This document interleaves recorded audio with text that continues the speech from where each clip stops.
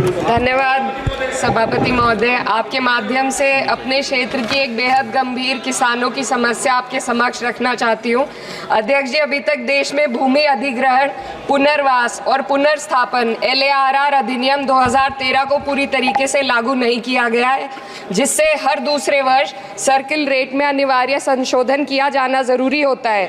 मेरे क्षेत्र के जनपद शामली में दिल्ली देहरादून इकोनॉमिक कॉरिडोर में किसानों की भूमि अधिग्रहित की जा रही है, परंतु 2013 से अभी तक सर्किल रेट में उन्हें मुआवजे में फ़ायदा नहीं मिल पा रहा है। सहारनपुर व बागपत के सर्किल रेट अपडेट नहीं किए गए हैं, इससे किसानों को जो मुआवजा मिल रहा है वो बहुत कम है। और जनपद सहारनपुर की तहसील नकुड़ में अम्बाला ग्रीन हाईवे में किसानों की ज़मीनों का अधिग्रहण, यहाँ समस्या श्रेणी सर 2 मिनट का 1 मिनट यहाँ किसानोन की समस्या श्रेणी परिवर्तन की है। उनको उनकी ज़मीन की कैटेगरी बदल कर उन्हें ना तो उसे उपजाऊ ज़मीन का धन्यवाद अध्यक्ष, धन्यवाद सभापति महोदय। मैं आपके माध्यम से सरकार का ध्यान देश की एक बड़ी संख्या जो वृद्ध और दिव्यांग की है उस ओर आकृष्ट कराना चाहता हूँ। सभापति महोदय, राष्ट्र सामाजिक सहायता कार्यक्रम के तहत सरकार के द्वारा 200 से 500 रुपए तक पेंशन वृद्ध को और दिव्यांगों को दिया जाता है, लेकिन मैं आपके माध्यम से सरकार से अनुरोध करता हूं कि मेरे लोकसभा क्षेत्र खगड़िया और बिहार में केवल 400 रुपया मात्र वृद्ध लोग को दिया जाता है, जिसमें लगभग जो वृद्ध हैं वो दवाइयों के ऊपर निर्भर रहते हैं। तो मेरी बस यही मांग है कि वृद्ध पेंशन को जो है बढ़ाकर कम से कम 1000 रुपये किया जाए। धन्यवाद। 30 सेकंड हनुमान जी। सभापति महोदय, सबसे पहले तो मैं आपको धन्यवाद दूंगा। विश्व आदिवासी दिवस की बधाई देते हुए मेरी बात शुरू करूंगा। सभापति महोदय, राजस्थान, पंजाब राज्य से राजस्थान की नहरों में हरीके जो पर प्रवाहित किए जाने वाले दूषित जल और अपशिष्ट से उत्पन्न स्थिति की तरफ आकर्षित करना चाहूँगा। सभापति महोदय, राजस्थान रावी गया तो सतलज का जल हरीके बैराज के डाउन स्ट्रीम से प्राप्त करता है। पंजाब राज्य में सतलज नदी के आसपास बसे शहरों में कस्बों का नगरीय अपशिष्ट औद्योगिक अपशिष्ट नालों जोड़ते हुए सतलज नदी में मिलते हुए हरीके बैराज में आता है। हरीके बैराज में आया हुआ जल राजस्थान के इंदिरा गांधी फीडर और फिरोजपुर फीडर में छोड़ा जाता है।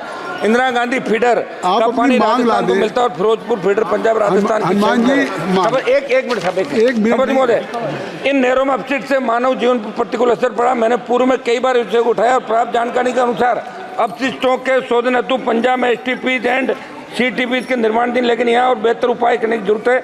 NGT ने भी पंजाब सरकार को आवश्यक निर्देश दिए, मगर कोई सकारात्मक एक मिनट मांग कर रहा हूँ, असर नहीं हुआ। मेरी मांग है कि भारत सरकार का केंद्रीय धन्यवाद तो अपनी बोलने का मौका दिया। मैं आपके द्वारा सरकार का ध्यान मेरे संसदीय क्षेत्र की अति महत्वपूर्ण विषय की ओर आकर्षित करना चाहता हूँ। बीकानेर से डबवाली नेशनल हाईवे जो पहले से ही बना हुआ है और इससे आगे डबवाली से पानीपत तक ग्रीनफील्ड एक्सप्रेस वे प्रस्तावित है। मेरा विनम्र सुझाव है कि इस प्रस्तावित हाईवे को पानीपत से आगे छपरौली, बड़ौत, बरनावा से होते हुए मेरठ में गंगा एक्सप्रेस से जोड़ दिया जाए। ऐसा करने से ये हाईवे बीकानेर से इलाहाबाद तक जुड़ जाएगा, जिससे राजस्थान, हरियाणा और उत्तर प्रदेश तीनों प्रदेश आपस में जुड़ जाएंगे। इस मार्ग के निर्माण से 3 प्रदेशों के बीच यातायात सुगमता में वृद्धि होगी, व्यापारिक गतिविधियों को बढ़ावा मिलेगा। Sir, speaker sir, sir thank you chairman sir, thank you. मैं आपकी वसातत से चेयरमैन सर, मैं आपकी वसातत से जम्मू कश्मीर के हवाले से ये बात करना चाहता हूँ, वो गवर्नमेंट के इंफॉर्मेशन में ये बात लाना चाहता हूँ और इनसे इस बारे में जवाब भी जानना चाहता हूँ। 2019 में जब हमसे सब कुछ छीना गया, वन ऑफ द एलिमेंट्स या हमसे जो एक मीडियम जो था रोजगार का वो छीना गया। 2019 के बाद जो हम माइनिंग के हवाले से डिसीजंस लिए गए, चाहे वो जम्मू में तवी रिवर हो, चाहे वो जहलम रिवर हो, चाहे वो सिंध हो, जो हमारा रोजगार का जरिया हुआ करता था, वहाँ से स्मॉल स्केल माइनिंग होती थी, रेत बजरी वगैरह निकाली जाती थी, उस पर बैन लगाई गई है, आउटसोर्स किया गया है बड़ी बड़ी कंपनियों को। डॉक्टर सी एन मंजूनाथ तो अपनी line conclude opportunity Thank you, sir, for this opportunity. And there is a elephant menace and intrusions of elephants in the farmlands across Kanakapura, Satanuru and Bannerghatta region of my constituency. And there is a need to build a barricade along a stretch of 31 kilometers to prevent the elephant intrusion. And if farmers dies, they get only 15 lakhs, but while the employees dies, they get 25 lakhs. It should be equal. Even if a farmer... Shri Ramshankar Rajbhar ji, Ramshankar Rajbhar ji. धन्यवाद सभापति महोदय। आदिवासी दिवस, क्रांति दिवस, नाग पंचमी, आपकी बात आ गई। पचैया और पुतरी के त्योहार की शुभकामना देते हुए माननीय सभापति महोदय, घाघरा नदी के कटान से भोजपुरवा गांव, पूरा गांव और जमीन नदी में विलीन हो गई।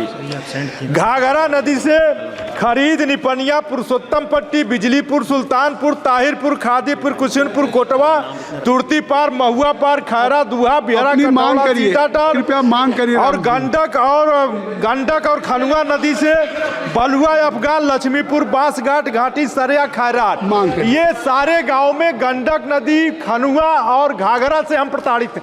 पूरा किसान की मांग क्या है? मेरी मांग है कि जिनके घर नदी में विलीन हो गए, सरकार कम से कम उनका कर्जा माफ करे, उनको पुनः बचाए, उनकी बिजली बिल माफ करे। श्रीमती कलाबेन देलकर, श्रीमती कलाबेन देलकर। महोदय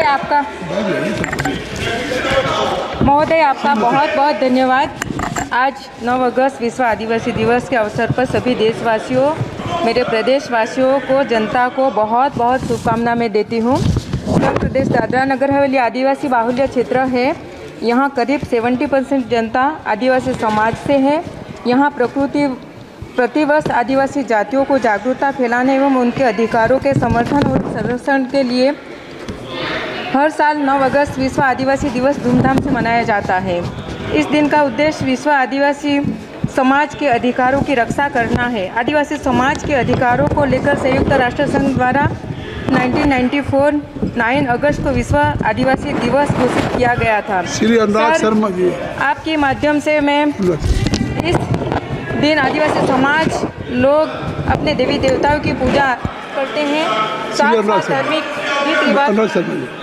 आदरणीय अध्यक्ष जी, आपके माध्यम से मैं, आदरणीय मंत्री जी भी यहाँ पे बैठे हुए हैं, उड्डयन मंत्री जी, उनसे आग्रह करना चाह रहा था। मैं बुंदेलखंड से आता हूँ, वीरों की भूमि से। हमारे वहाँ आदरणीय प्रधानमंत्री जी ने मुझे हाल ही में 1 नहीं 2 नहीं 3 इंडस्ट्रियल कॉरिडोर्स का दिए हैं। Defence corridor, Bundelkhand industrial development authority और एक बल ड्रग पार्क। माननीय एविएशन मंत्री जी से आग्रह है, झांसी बुंदेलखंड का गेटवे है और वहाँ पर अगर माननीय मंत्री जी एक एयरपोर्ट स्थापित कर देंगे तो पूरे बुंदेलखंड का बहुत आर्थिक विकास होगा और हमारे पूरे क्षेत्र को विशेष रूप से। उमेदा बेनीवाल।